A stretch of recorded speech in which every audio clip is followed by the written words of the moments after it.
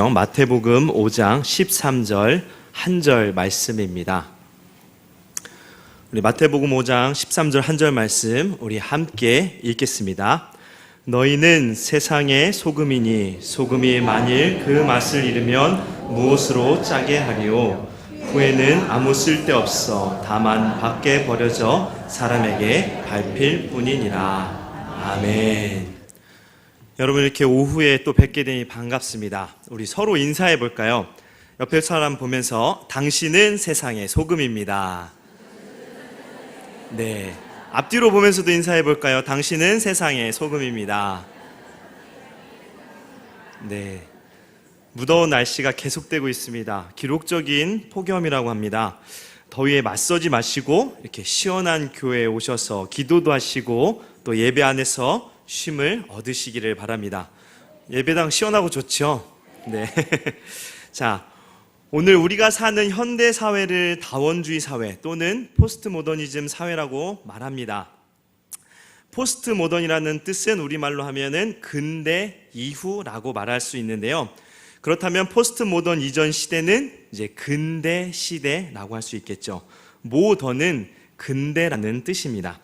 근대 시대는 이성의 시대입니다. 즉 우리가 생각하는 것, 지성이 중심이 되어서 우리가 합당하다고 여기는 합리주의가 그 핵심에 놓여 있었습니다. 이 시대에는 아는 것이 삶을 인도할 수 있다라는 신념을 가지고 살았던 시대입니다. 이 세상의 모든 것을 다 이해하고 파악할 수 있다는 것입니다. 그래서 이 시대에는 성경의 진리를 필요로 하지 않기 시작한 시대입니다. 왜냐하면 우리가 얻는 구원조차도 인간이 연구하여 알 수 있다고 여겼기 때문입니다. 이전 시기까지만 해도 성경이 모든 것의 중심이었습니다. 이제 중세 시대인데요. 기독교 중심의 시대였죠. 모든 것의 비밀을 풀 때 성경을 중심으로 했습니다. 성경으로 세상의 모든 영역을 이해하고 판단하던 그 시대가 이제는 과학과 합리적인 것들로 다 해석이 가능한 시대가 되어버린 것입니다. 성경으로 해석하는 것은 이제 오히려 너무나 편협한 것으로 신앙적인 독단이라고 생각했습니다.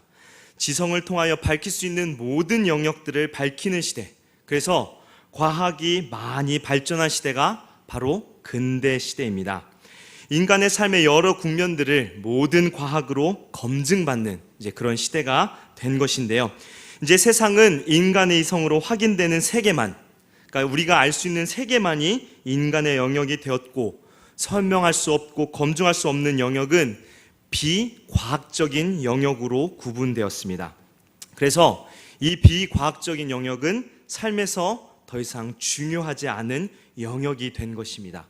지성 중심의 세계에서 사회에 큰 유익을 주지 못한다고 생각하는 것입니다.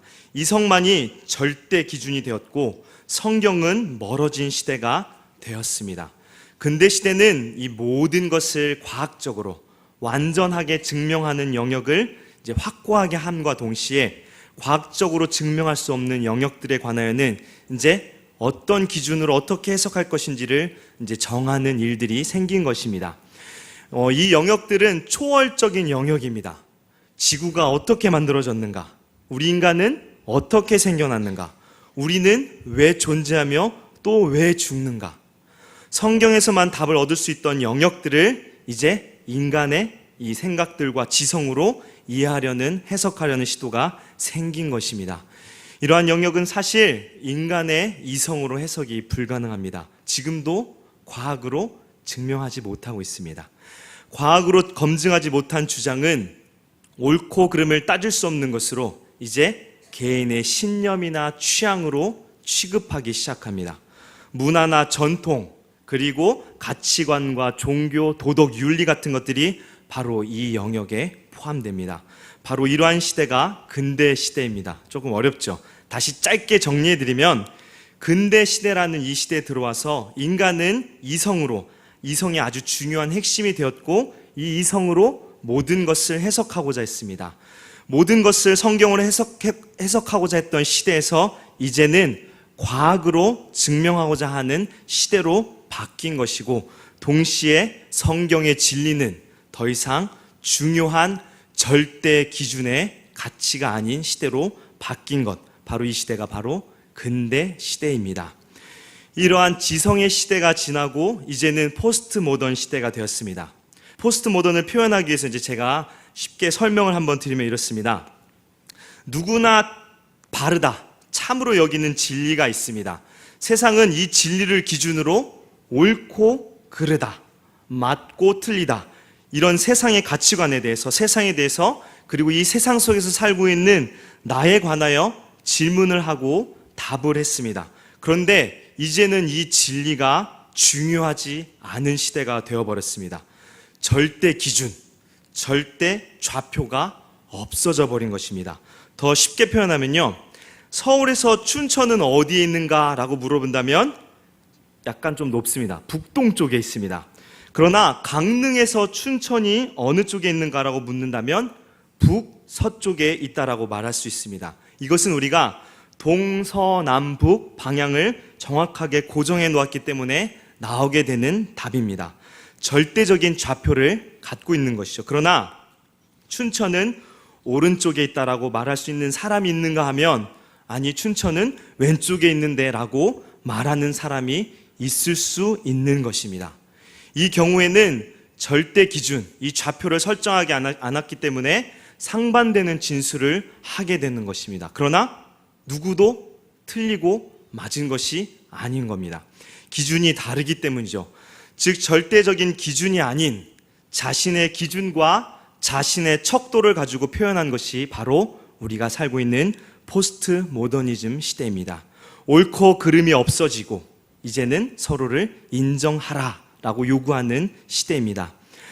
진리를 절대적인 기준으로 삼지 않고 자신이 원하는 가치 기준으로 세상을 평가하고 자신을 평가하는 이 시대가 바로 우리가 살고 있는 포스트 모던 시대입니다. 이해가 되시나요? 네. 이 포스트 모던 시대에서 그렇다면은 가장 중요한 것은 무엇일까요? 철저하게 나라는 존재입니다. 나라는 존재가 잘 되고 잘 먹고 잘 사는 것, 그것이 바로 이 시대의 핵심입니다. 나의 꿈을 실현하기 위해서 양심도 없고 그저 잘 되기만 하면 되는 세상. 그래서 절대 진리로 삼는 성경은 더 이상 쓸모가 없는 존재가 되었고 구시대의 유물이 되어버렸습니다. 종교는 더 이상 나의 꿈을 실현시켜 주지 못하는 취미 생활이 되어버린 것입니다. 도덕적으로 옳고 그름이 더 이상은 없고 내가 가진 가치 기준에 합당하면 그냥 괜찮은 세상. 이런 세상에 기독교는 헛된 진리를 외치는 공산당과 똑같은 부류로 취급당하고 있습니다. 절대 기준이 없고 자기만이 중요한 이 시대, 이 세상 속에서 우리는 살아갑니다. 그리스도인들만 가득한 공동체에서 우리가 살면 참 좋겠지만 우리는 교회를 나가면 교회를 거절하고 또 기독교를 그리 좋아하지 않는 세상에서 한 주를 살아갑니다. 그리스도인으로서 우리는 이러한 세상에서 어떻게 살아야 할까요? 이제 오늘 본문 말씀에 예수님께서는 이렇게 말씀합니다. 오늘 우리가 읽은 말씀인데 아주 유명한 말씀이죠. 너희는 세상의 소금이니 소금이 만일 그 맛을 잃으면 무엇으로 짜게 하리요? 후에는 아무 쓸데없어 다만 밖에 버려져 사람에게 밟힐 뿐이니라. 아멘. 예수님은 자신의 제자들에게 세상의 소금이 되라고 명령하십니다. 소금은 어떠한 역할을 하나요? 이제 크게 두 가지 역할로 우리는 소금의 역할을 정하는데요. 요리를 할 때 소금을 넣으면 그 맛이 되게 감칠납니다. 고기를 할 때 물론 이제 후추도 넣고 마늘도 넣고 양파도 넣으면 맛있겠지만 소금을 넣으면 고기의 풍미가 더욱 좋아지면서 맛있죠. 소금은 고기를 만나서 화학적 반응을 일으키고 고기의 맛을 좋게 만들어주는 것입니다. 그리고 또 다른 기능은 무엇인가요? 부패하지 않도록 보호하는 것입니다.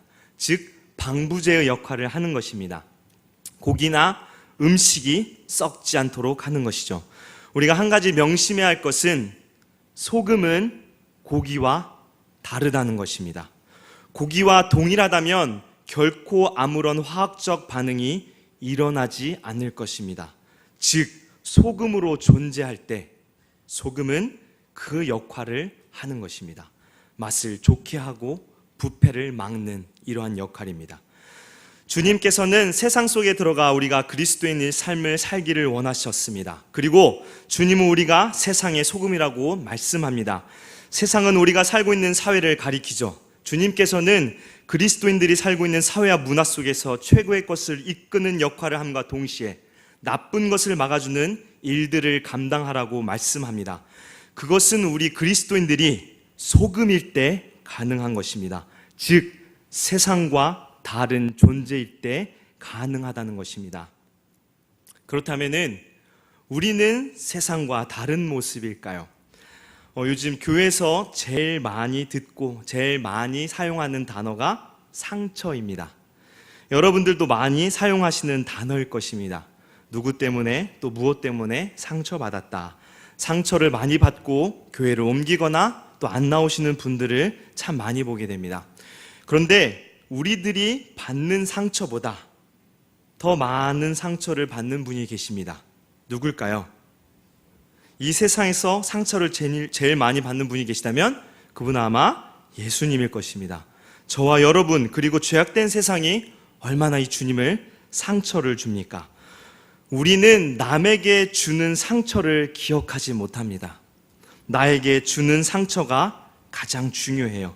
나의 잘못된 행동으로 다른 사람이 상처받는 것보다 내가 받는 상처가 우리는 무엇보다 중요합니다. 왜냐하면 자기 자신, 나가 중심이 된 세상에서 나의 감정이 중요하기 때문입니다. 옳고 그름을 따지기보다 내가 받은 상처가 훨씬 중요합니다. 여러분 여러분 때문에 상처받으신 분을 만나면 어떨까요? 내가 당신 때문에 상처받았어요. 진심으로 용서를 구하고 위로를 해야 하는데 자기를 방어하기 위해 아마도 대부분은 그렇게 상처를 줄 수밖에 없었던 이유로 변명할 것입니다. 저도 그럴 것입니다. 저는 지금도 많은 사람들에게 상처를 줍니다. 그런데 그런 상처보다는 저 역시도 저에게 상처를 준 것만을 기억하죠. 그래서 저 때문에 마음의 상처를 받았다고 하시는 분을 만나면 너무나 당황스럽고 또 그 당황스러운 상황을 빠져나가려고 애쓰는 저의 모습을 보게 됩니다. 여러분, 이러한 모습은 사실 세상의 모습입니다.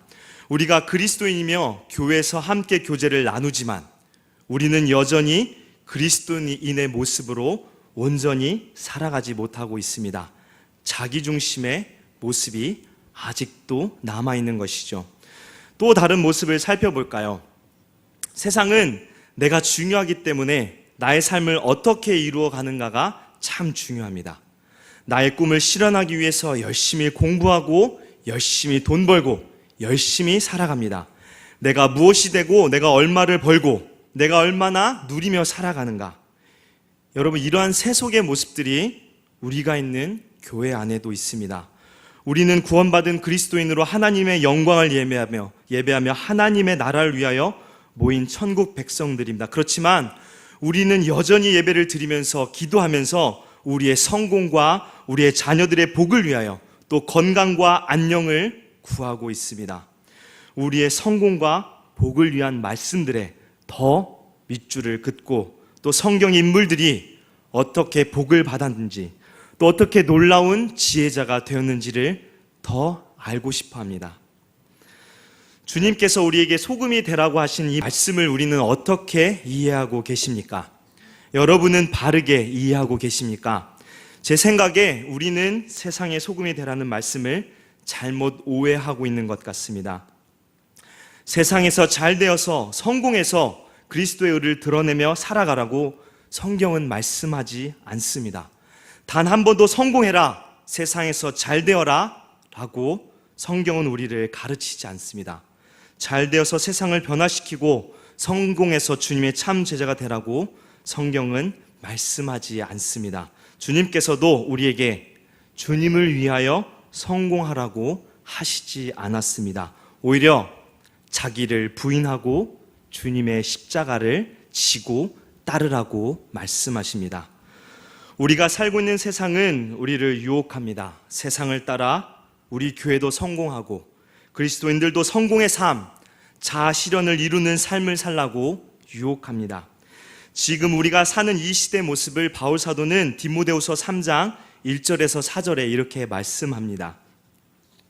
말세에 고통하는 때가 이르러 사람들이 자기를 사랑하며 돈을 사랑하며 자랑하며 교만하며 비방하며 부모를 거역하며 감사하지 아니하며 거룩하지 아니하며 무정하며 원통함을 풀지 아니하며 모함하며 절제하지 못하며 사나우며 선한 것을 좋아하지 아니하며 배신하며 조급하며 자급하며 자만하며 쾌락을 사랑하기를 하나님 사랑하는 것보다 더하며.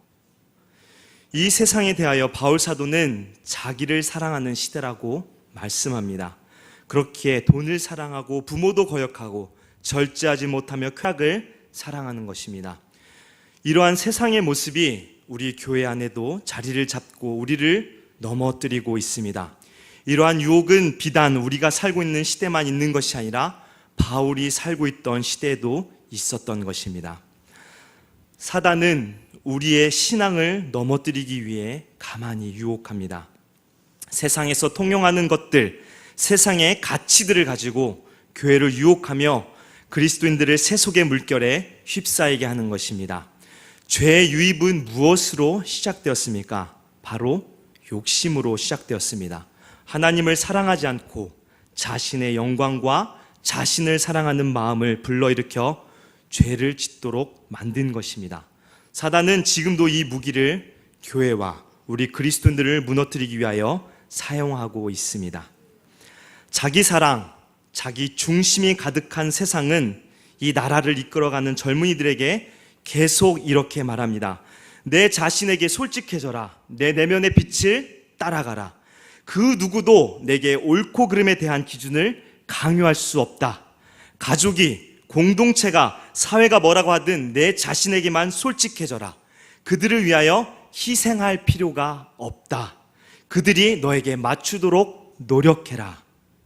세상은 개인주의화되고 있고 이것은 자아 실현을 가르치는 것입니다. 결코 자기를 포기해서는 안 된다고 가르칩니다. 왜냐하면 자기 포기는 자아 실현을 이룰 수 없기 때문입니다. 나의 욕심과 만족을 결코 채울 수 없기 때문에 포기를 할 수 없습니다. 과학의 눈부신 발전으로 아주 편하게 사는 세상이지만 사람들은 더 자기만을 사랑하며 좀 더 자기의 것을 포기하지 않는 삶이기에 더 각박해지고 삭막해진 세상이 되었습니다. 그러면서도 세상은 다 잘 되고 있다. 모든 것이 좋게 될 것이다 라고 말합니다. 여전히 우리는 공허하고 사회는 죄가 가득하고 세계는 전쟁의 위협과 자국의 유익을 위해 이웃 나라들을 파괴하면서 말입니다. 이러한 세상 속에서 우리 그리스도인은 어떻게 살아야 할까요? 이러한 사회에서 우리는 어떻게 용납하며 서로 용서하며 서로를 사랑할 수 있을까요? 소금의 역할을 우리는 어떻게 감당할 수 있을까요? 소금은 반드시 녹아야만 그 기능을 발휘합니다. 그것은 곧 자기 희생입니다. 사랑하는 성도 여러분, 세상은 자기 희생을 결코 용납하지 않습니다. 세상이 주장하는 논리에는 자기 희생이 전혀 없습니다. 오직 나의 유익만 가득할 뿐입니다. 그래서 자기 희생하는 사람을 오히려 바보로 여기며 비난합니다. 그러나 주님께서 말씀한 소금은 반드시 뿌려진 고기에서 화학적인 반응이 일어나 그곳에 스며들어 고기를 맛있게 만들고 또 고기의 부패를 막는 것입니다. 우리가 세상에서 소금의 역할을 하고자 한다면 반드시 자기 희생이 필요합니다. 그러나 교회는 이 자기 희생을 많이 거절합니다. 교회가 왜 손가락질을 받고 사회로부터 비판을 받을까요? 기득권을 쥐고 있으려고 하기 때문입니다. 절대 우리의 것을 포기하지 않습니다. 아니, 세상 사람들보다 더 쥐고 있으려고 합니다. 비단 대형 교회만의 문제일까요? 우리들의 삶은 어떻습니까? 우리들은 과연 자기 희생을 온전히 실천하고 살아가고 있습니까? 자기의 권리를 포기하며 자기의 유익을 포기하며 우리는 가정과 교회, 사회에서 살아가고 있습니까? 우리는 구원을 얻었습니다. 우리가 행함으로 얻은 것이 아니라 예수 그리스도의 행한 일로 우리는 구원받았습니다. 여러분, 예수 그리스도는 근본 하나님의 본체이십니다. 그분에게 모든 영광이 있고 그분에게 모든 권세가 있습니다. 이 예수님께서는 예수님을 배신한 이 세상, 지금 우리가 살고 있는 이 세상에 진노할 권리가 있습니다. 주님께서 지으신 이 세상에 심판과 멸망을 내리실 수 있습니다. 그러나 그 대신 주님은 모든 걸 포기했습니다. 자신의 모든 것을 포기하고 자신의 영광까지 포기하고 인간이 되셨습니다. 자신의 생명을 포기하고 십자가로 나아갔고 결국 십자가에서 죽으셨습니다. 주님께서는 자신의 목숨을 대속물로 주신 것입니다. 주님께서는 하나님의 어린 양으로 세상 죄를 지시려고 죽기까지 복종하셨습니다. 그분이 대제사장으로서 제물이 되셨듯이 목자로서 양이 되셔서 친히 자신의 목숨을 버리셨습니다. 이 예수님께서는 죽으시면서까지 아버지, 저들을 사하여 주옵소서, 자기들이 하는 것을 알지 못하니이다 라고 용서를 간구하셨습니다. 주님께서는 우리가 아직 죄인 되었을 때 우리를 위하여 죽으심으로 하나님께서 우리에 대한 자기의 사랑을 확증하여 보여주신 것입니다. 여러분, 인간을 위하여 죽으신 하나님, 우리를 위하여 자기를 내어주신 하나님, 주님께서는 모든 것을 포기하셨습니다. 포기. 예수 그리스도는 자신의 모든 것을 포기하고 자기를 내어줌으로 우리가 구원을 받았습니다. 예수님의 자기 희생으로 우리는 놀라운 구원을 얻은 것입니다. 이 주님께서 우리에게 이렇게 말씀하십니다. 누구든지 나를 따라오려거든 자기를 부인하고 자기 십자가를 지고 나를 따를 것이니라.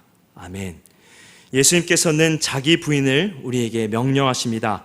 우리 자신이 갖고 싶은 길을 가는 당연한 권리를 포기하고 우리 자신을 부인하고 거부하라고 말씀하십니다. 자기 부인은 무엇인가요? 자기 부인은 자기 중심성이라는 이 우상 숭배에서 등을 돌리는 것입니다. 바울 사도도 그리스도께 속한 사람들은 육체와 함께 그 정욕과 탐심을 십자가에 못 박으니라고 자기 부인에 관하여 말씀합니다. 그리스도인은 예수 그리스도의 자기 희생으로 베푸신 은혜에 감격하여 변화된 사람입니다. 그리스도인은 세상의 욕심과 썩어질 구습을 쫓는 것이 아니라 우리를 살리신 구원의 주님을 따라 사는 것입니다. 그분의 말씀을 지키는 자들이죠. 그리스도인들이 사회의 다른 구성원들과 같다면 결코 사회에 유익이 되지 못할 것입니다. 우리가 다르지 않다면 자아 실현으로 가득한 세상에 별 유익을 주지 못할 것입니다. 그것은 우리를 위해 죽으신 그리스도를 믿지 않는 것과 같은 것이며 그리스도의 자기 희생을 통해 살아간다는 것을 우리가 믿지 않는 것과 같습니다. 우리는 주님의 사랑 때문에 자기 희생을 할 수 있는 것입니다. 주님의 자기 희생, 자신을 내어줌을 우리가 온전히 따르지 못한다면 우리는 사회에 어떠한 영향력도 끼칠 수 없을 것입니다. 세상에서 가장 강했던 강대국인 로마가 종교적으로 혼합주의가 강했던 그 나라가 어떻게 기독교에 굴복하며 기독교 국가가 되었을까요? 왜 그리스도인들이 큰 영향력을 발휘한 것일까요? 기독교는 사실 모든 종교 중에 그 당시에 가장 박해받던 종교였습니다. 그 당시에 그리스도인에게 주어지는 사회적 유익은 전혀 없었습니다. 그런데 대체 왜 그들은 그리스도인이 되고자 했을까요? 거저 주어지는 선물인 영생을 통해서 하나님과 교제를 나눌 수 있었기 때문입니다. 다른 종교들은 열심히 일하고 선한 사람이 되어서 이를 성취해야 했습니다. 그러나 기독교는 그렇지 않습니다. 그리스도께서 십자가에서 죽으셨고 자기의 희생을 통해서 구원을 성취하셨습니다. 이 놀라운 축복을 우리가 믿음으로 용서를 얻는 것입니다. 당시의 사람들은 그래서 이렇게 말할 수 있는 것입니다. 나는 보잘것없고 자격도 없지만 그리스도 안에서 사랑받은 사람이다. 온전하고 불변하며 정죄없는 사랑을 받은 나는 그런 사람이다. 주님의 희생, 여기에서 모든 가치들이 나오는 것입니다. 여기로부터 나를 부인하고 우리가 이웃을 사랑하는 윤리가 나오는 것입니다. 인간 영혼의 영원한 가치가 바로 이 주님의 희생에서 나오는 것입니다. 이 감격의 사랑, 희생의 사랑으로 그들은 로마 국가에서 그들과 다른 모습인 자기 희생을 실천하며 소금의 역할을 감당한 것입니다. 당시의 로마 사람들과는 구별된 모습으로 말입니다. 자아실현을 추구하는 이 사회와 다른 존재일 때, 자기를 희생하고 자기를 내어줄 때 우리는 세상에 참 소금의 역할을 할 수 있는 것입니다. 세상을 맛깔나게 하고 부패를 막는 일들은 오직 우리가 실천할 때 가능한 것입니다. 말씀을 정리하겠습니다. 이 예배 자리에 함께 하신 성도님들도 분명 예수 그리스도의 희생의 은혜를 기억하며 감사하여 가정과 사업장과 교회에서 예수 그리스도를 본받아 소금의 삶을 사셨을 줄 믿습니다. 그렇게 사셨죠? 아멘. 네. 성도님들 여러분의 희생으로 우리 석관중앙교회가 아직도 세상에서 소금의 역할을 하는 줄 믿습니다. 우리가 십자가의 은혜를 기억한다면 우리는 우리의 야망보다는 희생을 선택할 것이고, 권세의 자리에 앉아 누리기보다는 섬김의 자리에서 헌신할 것입니다. 그리고 안락과 안정의 삶이 아닌 고난의 삶을 주저없이 선택할 것입니다. 세상 사람들은 자기들을 위한 자기 중심의 삶, 포기하지 않고 유익만 누리는 삶을 살면서 우리 기독교회는 자기 희생을 보여달라고 요구합니다. 왜일까요? 그들도 우리 기독교는 할 수 있고 자신들은 할 수 없다는 것을 알기 때문입니다. 우리는 우리의 존재가 중요합니다. 우리는 누구입니까? 고기입니까? 아니면 고기를 맛있게 하고 부패를 막는 소금입니까? 우리가 우리의 존재가 세상과 다를 때 세상은 우리로 인하여 하나님의 나라가 실현되며 세상의 죄악이 덮지 못하도록 우리가 바른 역할을 할 것입니다. 여러분들과 제가 더욱더 주님의 희생을 기억하고 세상이 원하는 자기 중심의 모습이 아닌 희생과 섬김과 고난의 삶을 실천한다면 우리는 우리의 가정과 교회 그리고 세상에서 분명 소금의 역할을 할 것입니다. 여기 계신 모두가 세상에서 소금의 역할로 세상을 뒤바꾸는 성도 되기를 주님의 이름으로 축원합니다.